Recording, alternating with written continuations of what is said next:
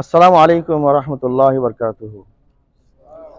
আলহামদুলিল্লাহ ওয়াসসালাতু ওয়াসসালামু আলা রাসূলিল্লাহ নবিয়ানা মুহাম্মদ ওয়া আলিহি ওয়া আসহাবিহি আজমাইন, আম্মা বাদ।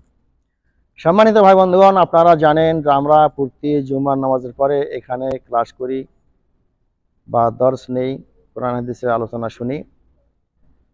ইতিপূর্বে আমাদের আলোচনা ছিল আকীদার উপরে।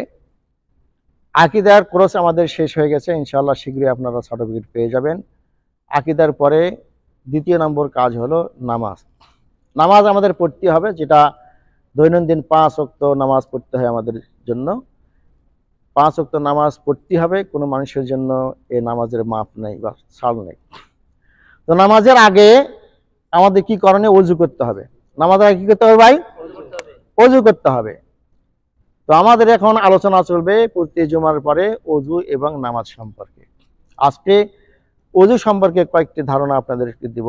ওযু করার নিয়ম পদ্ধতি এবং ওযুর শুরুতে কি বলতে হয়, শেষে কি বলতে হয় এবং ওযুর ফজিলতগুলো কি। ঠিক আছে? আমরা অনেক সময় ওযু ঠিকভাবে করতে পারি না, ওযুর মধ্যে ভুল করে থাকি। ওযু করার সময় প্রথমে বিসমিল্লাহ বলতে হবে। পানি নিয়ে মনে মনে বিসমিল্লাহ বলতে হবে। কথা বুঝে গেছে? বিসমিল্লাহ বলে পানি নিয়ে মনে মনে নিয়ত করতে হবে, ওযুর নিয়ত করতে হবে মনে করে। এবারে মুখে জোরে বিসমিল্লাহ বলতে হবে। ওযুর শুরুতে শুধু কি বলতে হবে? বিসমিল্লাহ। বিসমিল্লাহ বলে ওযু শুরু করিতে হবে। ওযুর মধ্যে শুরুতে দোয়া আছে, শেষে দোয়া আছে, মাঝখানে কোনো দোয়া নাই। বুঝা গেছে? মাঝখানে কোনো দোয়া নাই। প্রথমে দোয়া হচ্ছে বিসমিল্লাহ। বিসমিল্লাহ বলে ওযু শুরু করবেন, মাঝখানে কোনো দোয়া পড়তে হবে না। এই ওযুর ফজিলত সম্পর্কে রাসূলুল্লাহ সাল্লাল্লাহু আলাইহি ওয়াসাল্লাম বলেছেন, মানুষ যখন ওযু করে, ওযু করার সময় ওযুর অঙ্গ প্রত্যঙ্গর ওযুর অঙ্গ প্রত্যঙ্গগুলো থেকে যখন পানিগুলো ঝরে পড়ে, এই পানির ফোঁটার সাথে ওযুর অঙ্গ প্রত্যঙ্গের গুণাগুলো পড়ে যায়। বুঝা গেছে? ওযুর পানির দ্বারা ওযুর অঙ্গের প্রত্যঙ্গের গুণাগুলো ঝরিয়ে পড়ে। কথা বুঝা গেছে? ওযু শেষ করার পরে শেষে একটা দোয়া আছে, সেটা হলো আশহাদু আল্লা ইলাহা ইল্লাল্লাহ ওয়াহদাহু লা শারীকা লাহু ওয়া আশহাদু আন্না মুহাম্মাদান আবদুহু ওয়া রাসূলুহু। আল্লাহুম্মা জাআলনি মিনাত তাওয়াবিন ওয়াজআলনি মিনাল মুতাতাহহিরিন। রাসূলুল্লাহ সাল্লাল্লাহু আলাইহি ওয়াসাল্লাম বলেছেন, ওযু করার পরে যে ব্যক্তি এই দোয়াটা পড়বে, তার জন্য বেহেশতের 8টা দরজা খুলে দেওয়া হবে। সে যে দরজা দিয়ে ইচ্ছা করবে সেই দরজা দিয়েই যেতে পারবে। এ হচ্ছে ওযুর পরে দোয়া পড়ার ফজিলত। ওযুর ফজিলত সম্পর্কে আরো একটি হাদিস আছে। রাসূলুল্লাহ সাল্লাল্লাহু আলাইহি ওয়াসাল্লামকে একদিন সাহাবারা জিজ্ঞাসা করেছেন, ইয়া রাসূলুল্লাহ, আজকে আপনি আমাদের মাঝে আছেন, আমরাও আপনার মাঝে আছি। আপনি আমাদেরকে দেখে চিনতে পাচ্ছেন, আমরাও আপনাকে চিনতে পাচ্ছি। কিয়ামতের মাঠে আপনি আমাদেরকে দেখে চিনতে পারবেন, আমরাও চিনতে পারবো।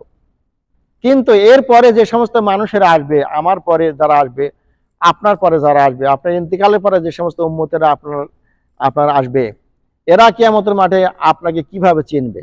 আপনার না দেখলে চিনবে কেমন করে? প্রশ্ন আসে না? তো তিনি তখন উত্তর দিলেন যে, শোনো, আমি আমার উম্মতদেরকে কিয়ামতের মাঠে কিভাবে চিনবো? যাদেরকে আমি দেখি নাই তাদেরকে এভাবে চিনবো।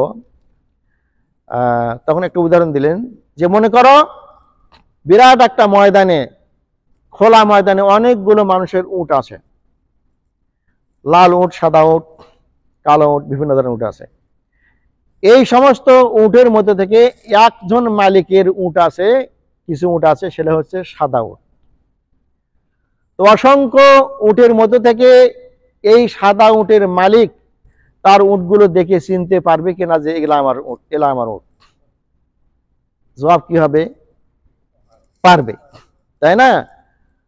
অনেক উট আছে, অনেক মালিকের উট আছে, অনেক উট। সেই উটের মধ্যে থেকে সাদা উটের মালিক তার উটগুলোকে দেখে অবশ্যই চিনতে পারবে, কোনো সমস্যা হবে না। তো আল্লাহ রাসূল বলছেন, যেভাবে অসংখ্য উটের মধ্যে থেকে সাদা উটের মালিক সাদা উটগুলোকে দেখে চিনতে পারবে, আমি ওভাবে চিনতে পারবো কিয়ামতের মাঠে অসংখ্য মানুষ থাকবে। ওই সমস্ত মানুষের মধ্যে থেকে যারা দুনিয়াতে ওযু করেছিল, নামাজ পড়েছিল, আমি তাদের ওযুর অঙ্গ প্রত্যঙ্গগুলো দেখে চিনতে পারবো যে এরা হচ্ছে আমার উম্মত। মানে ওযুর অঙ্গ প্রত্যঙ্গগুলো সেদিন আয়নার মতো জ্বলতে থাকবে, আলোকিত হবে, হ্যাঁ, চকমক চকমক করবে যারা ওযু করবে। তো আমি এই আমার উম্মতের ওযুর অঙ্গ প্রত্যঙ্গগুলো দেখে চিনতে পারবো যে এরা হচ্ছে আমার উম্মত। বুঝা গেছে? তো এখন কথা হলো, যারা ওযু করবে নামাজ পড়ার জন্য, ওযু করবে নামাজ পড়বে, তাদের অঙ্গ প্রত্যঙ্গগুলো কিয়ামতের মাঠে আয়নার মতো জ্বলতে থাকবে এবং তাদেরকে দেখে রাসূলুল্লাহ সাল্লাল্লাহু আলাইহি ওয়াসাল্লাম চিনতে পারবে এরাই হচ্ছে আমার উম্মত। এখন যারা ওযু করবে না, নামাজ পড়বে না, তাদের ওযুর অঙ্গ প্রত্যঙ্গগুলো কি আলোকিত হবে, জ্বলবে? কি বলেন? আলোকিত হবে না, শরীর কালো কালো অবস্থায় থাকবে।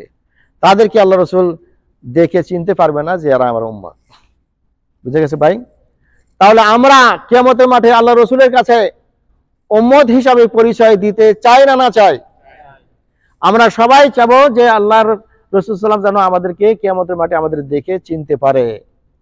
যদি আমরা রাসূলের উম্মত হিসাবে পরিচয় দিতে চাই কিয়ামতের মাঠে, তাহলে অবশ্যই অবশ্যই অবশ্যই আমাদেরকে ওযু করতে হবে এবং নামাজ পড়তে হবে। ঠিক আছে ভাই? এ হলো ওযুর ফজিলত, এ হলো ওযুর ফজিলত। তো ওযু আমাদের অবশ্যই করতে হবে। ওযুর নিয়ম কানুনগুলো আমি আপনাদের সামনে এখন বলবো কিভাবে ওযু আমরা করব। ঠিক আছে? কি বলেন, শিখবেন? আর অল্প সময়ের মধ্যে আলোচনা করে শেষ করে দেব, বাকি ইনশাআল্লাহ পরবর্তীতে আলোচনা হবে। আমাদের এখন থেকে প্রতি সপ্তাহে প্রতি নামাজের পরে, জুমার নামাজের পরে ওযু এবং নামাজ সম্পর্কে আলোচনা হবে। এটা গুরুত্বপূর্ণ জিনিস। রাসূলের তরিকা অনুযায়ী আমাদেরকে নামাজ শিখতে হবে। বুঝে গেছে ভাই? সবাই রাজি আছে তো ইনশাআল্লাহ? রাসূলের তরিকা অনুযায়ী নামাজ আমাদের শিখতে হবে। তো আপনারা সবাই প্রতি জুমার পরে আপনারা নিজেরা আসবেন এবং আপনাদের সাথী সঙ্গী যারা আছে, বন্ধু বান্ধবরা যারা আছে, তাদেরকেও নিয়ে আসার জন্য চেষ্টা করবেন। এখানে আসে তো এই মসজিদে কিছু আলোচনা শুনলে কি লাভ হবে না ক্ষতি হবে? কিভাবে লাভ হবে, তাই না? তো আমরা সবাই লাভ করতে চাই কিনা? দুনিয়ার ব্যাপারে আমরা যেখানে লাভ আছে, যেখানে পয়সা আছে, রিয়াল আছে, সেখানে কিন্তু ছুটি। কি বলেন? কিন্তু আখিরাতের ফায়দা যেখানে আছে সেখানে আমরা ছুটি না বা সেখানে আমরা যাই না, কারণ এটা তো আখিরাতে বহু দিন পরে, তাই না? নগদ যা পাওয়া যায় এটাই লাভ। তো ভাই শুনেন, এই দুনিয়াতে জমিনের উপরে যে যত ভালো কাজ করবে, মাটির নিচে সে তত ভালো অবস্থায় থাকবে। বুঝা গেছে? জমিনের উপরে যে যত ভালো কাজ করবে, মাটির নিচে সে তত ভালো অবস্থায় থাকবে। মাটির নিচে আমরা ভালো অবস্থায় থাকতে চাই না খারাপ অবস্থায় থাকতে চাই? দুনিয়ার আছে অস্থায়ী ভাই, কয়দিন আমরা মাঝে থাকবো? কয়দিন বাঁচবো? 50, 60, 70, 80, 90 বছর। এরপরে তো মারা গেলে হাজার হাজার লক্ষ লক্ষ কোটি কোটি অগন্তি বছর সেখানে জীবিত অবস্থা থাকতে হবে।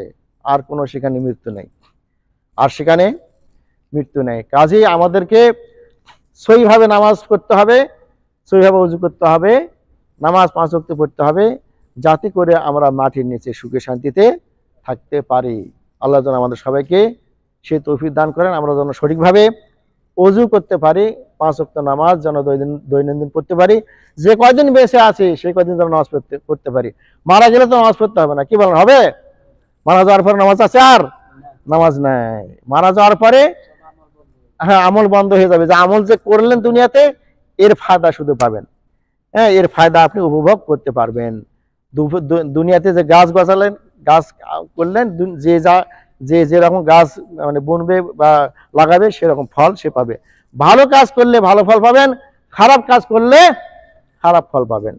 আল্লাহর কাছে দোয়া করি আল্লাহ রাব্বুল আলামিন যেন আমাদের সবাইকে দুনিয়াতে যতদিন বেঁচে আছি আমাদের আমল, আকীদা, নামাজ, যাবতীয় ইবাদত যেন আমরা সঠিকভাবে করতে পারি, এমনভাবে করতে পারি যেন আল্লাহ পাক আমাদেরকে সেগুলা কবুল করে নেন এবং এর বাদৌলতে যেন আল্লাহ পাক আমাদেরকে জান্নাতে ফেরদাউস নসিব করেন, জাহান্নামের আগুন থেকে মুক্তি দেন, কবরের আযাব থেকে মুক্তি দেন, সুখে শান্তিতে যেন আল্লাহ পাক আমাদের সবাইকে জান্নাতে বসবাস করার জন্য তৌফিক দান করেন। আল্লাহুম্মা আমিন। আখির দাওয়ানা আলহামদুলিল্লাহি রাব্বিল আলামিন ওয়া সাল্লাল্লাহু আলা নবিয়িনা মুহাম্মদ ওয়া আলিহি ওয়া সাহবিহি আজমাইন।